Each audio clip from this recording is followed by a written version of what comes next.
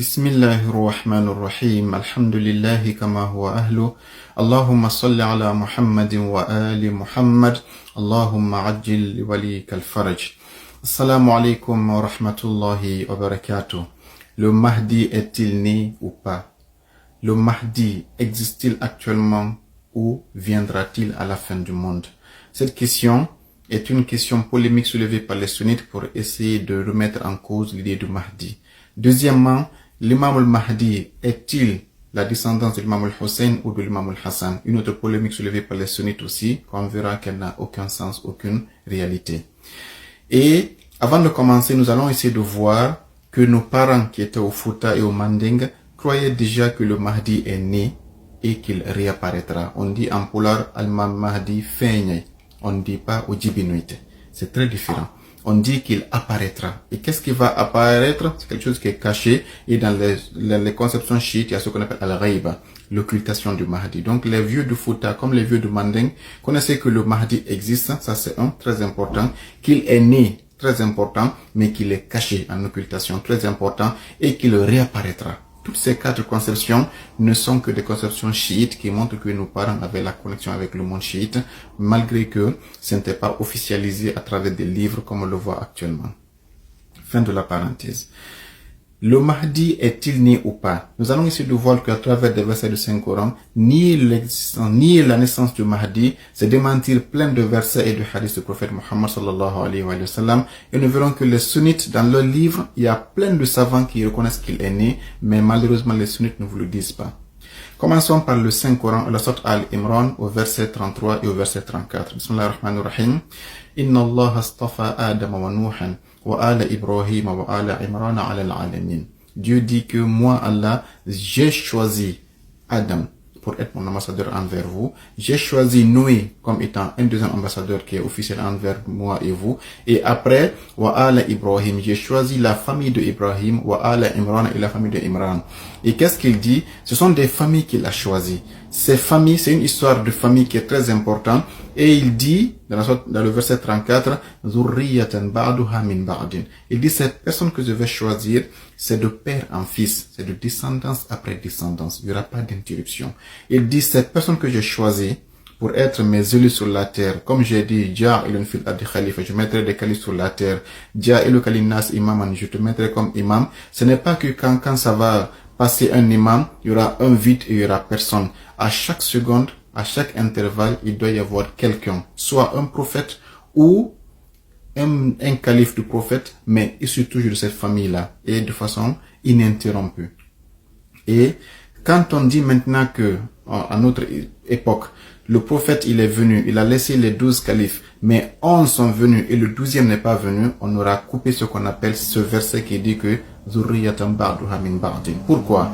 On est tous d'accord que le prophète a dit Yakunu ba'di ishna ashara khalifatan. Après moi, il y aura 12 califes. Ça, on est d'accord là-dessus. Musulmans, sunnites comme chiites reconnaissent que le hadith est authentique.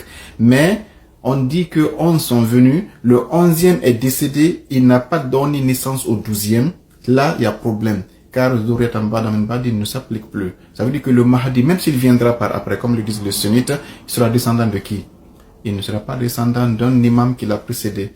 Autrement dit, entre le 11e et le 12e, il y aura un vide, et ce vide-là, qui constitue une polémique et une grande défaillance dans la promesse d'Allah qui dit que c'est de génération après génération, de père en fils. Donc les chiites, on dit, on est face à un dilemme. Soit on dit que le Mahdi est né et que donc la lignée des 12 fils, des 12 califes est complète et que le Mahdi est toujours en vie, ou on dit non, le 11e est décédé, il n'a pas donné naissance, et donc on a démenti le verset. Les chiites ont préféré converger avec le verset, donner raison au verset et reconnaître donc que le 12e imam est né, mais qu'il est en occultation, comme le dit le prophète et tous les 11 autres imams. Ça, c'est un premier passage. Le deuxième passage dit que il y a un livre qui s'appelle Ad-Difa'u Anil Kafi, c'est-à-dire qui a été écrit par As-Sayyid Thamir al-Amidi. Dans ce livre-là, il a répertorié près d'une centaine de savants avec des livres, avec des pages, des chapitres et des numéros de hadith qui répertorient que le Mahdi est né et que les sunnites le savent et qu'ils l'ont conservé dans leurs livres. Malheureusement, la publication qui est faite, la communication qui est faite aujourd'hui, c'est de dire qu'il n'est pas né, alors que dans les livres sunnites, il y a plein de hadiths qui disent qu'il est né. Et je vous ramène à ce livre-là qu'on appelle Difa'un anil Kafi. Ça, c'est par rapport à sa naissance. Maintenant, quand on revient toujours à sa naissance, la deuxième polémique, c'est de dire que non, la longévité de Mahdi pose problème.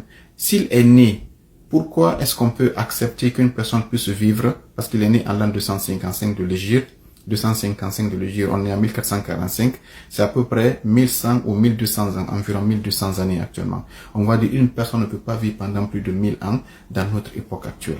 Ça, il y a une objection là-dessus. Le Coran les démentit et la science les démentit. Par rapport au Saint-Coran de la sourate Al-Ankabut au verset 14, Allah parle du prophète Nuh alayhi salam. Il dit, Bismillahir Rahmanir Rahim, wa laqad arsalna Nuhan ila qawmihi, falabitha fihim alfa sanatin illa khamsina. Amen. Dieu dit, j'ai envoyé le prophète Nuh à sa communauté. Il a vécu avec sa communauté 950 années. Dans le Saint-Coran, sourate Al-Ankabut, verset 14. La mission du prophète Noé a pris 950 ans. Sa mission, c'est-à-dire que à partir du moment où Dieu lui a dit va transmettre mon message, et sa mort, il y a eu sa mort et le déluge, il y a eu 950 ans. Combien d'années a-t-il vécu avant d'avoir été mandaté pour être envoyé par Dieu? Seul Allah le sait. Combien d'années a-t-il vécu après le déluge? Seul Allah le sait. Mais on sait que il a passé une mission prophétique de 950 ans. Si on compare ça au prophète Mohammed, le prophète Mohammed, sa mission c'était 23 ans, mais il avait vécu 40 ans avant d'être prophète. Donc, avant que le prophète ne commence sa mission, il avait vécu plus longtemps. Si Noé a fait une mission de 950 ans, il a vécu combien d'années avant? 1000 ans, 2000 ans avant d'être prophète. Après le déluge, combien d'années a-t-il vécu? Ça montre que le prophète Noé a au moins 2000 ans d'existence. Au moins. Le Mahdi, si on dit qu'il est né en 255, actuellement il n'aurait que 1100 ou 1200 années. Quelle est l'impossibilité là-dessus? Le Coran nous a dit que Noé a à peu près plus de 3000 ans. On ne peut pas dire que c'est impossible par la grâce d'Allah subhanahu wa ta'ala. Donc dire que le Mahdi ne peut pas naître parce que c'est long, ce n'est pas long auprès d'Allah subhanahu wa ta'ala. Le deuxième verset qu'on peut amener, c'est qu'il y a plein de versets qui nous disent que le temps n'est pas fixe dans l'existence. Le temps que nous avons n'est pas le temps des anges, n'est pas le temps des prophètes, n'est pas le temps de Dieu. Dieu dit, Dieu dit qu'il y a des jours chez moi qui équivalent à 1000 ans chez vous sur terre. Autrement dit, il y a des lieux sur l'existence dans l'univers. Une journée là-bas équivaut à 1000 ans chez nous. Si Dieu a placé le Mahdi dans une dimension où, jusqu'à présent, une journée là-bas égale à 1000 ans chez nous, ça veut dire que le Mahdi, depuis qu'il a disparu, ça n'a fait qu'un jour et 1 heure de temps, peut-être à peu près 1200 ans. Ça veut dire que le Mahdi n'a fait qu'un jour. Et cette conception qu'il y ait des temps différents, Albert Einstein, s'il a eu aujourd'hui le prix Nobel, ou bien s'il a eu ce qu'on appelle, il a été qualifié de l'homme le plus intelligent, c'est parce qu'il a découvert ce secret que le Coran avait mentionné. Il a nommé la dilatation du temps. Albert Einstein a dit que le temps de chacun est différent. Il a donné un exemple que ça, c'est après sa mort qu'ils ont confirmé. Ils ont fait l'expérience des deux horloges atomiques. Ils ont placé une montre sur Terre. Ils ont mis une autre montre dans un avion. Et ils ont mis le chronomètre 00. Une fois que le chronomètre, l'avion est parti, il a atterri, ils ont constaté qu'il y a un décalage entre le temps de l'horloge qui était sur l'avion et le temps de l'horloge qui était sur Terre. Ils ont dit que le mouvement affecte le temps.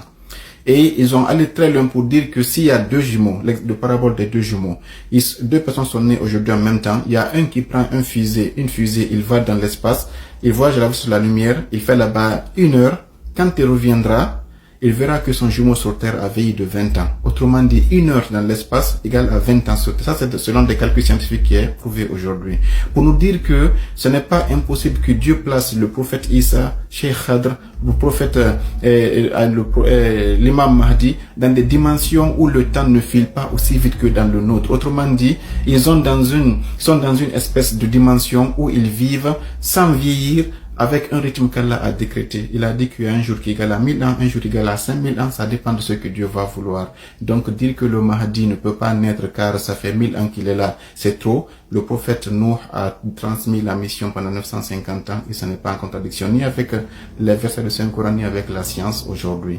Donc le Mahdi existe bel et bien, il est né et il est en communication avec des personnes qui sont pieuses et qui peuvent le voir soit en rêve, soit en vive vue, qu'Allah fasse qu'on soit parmi ces gens qui se connectent au Mahdi et qui reconnaissent qu'il existe, pour ne pas démentir le verset qui dit que c'est de père en fils que les califes vont succéder. Wassalamu alaikum wa rahmatullahi wa barakatuh.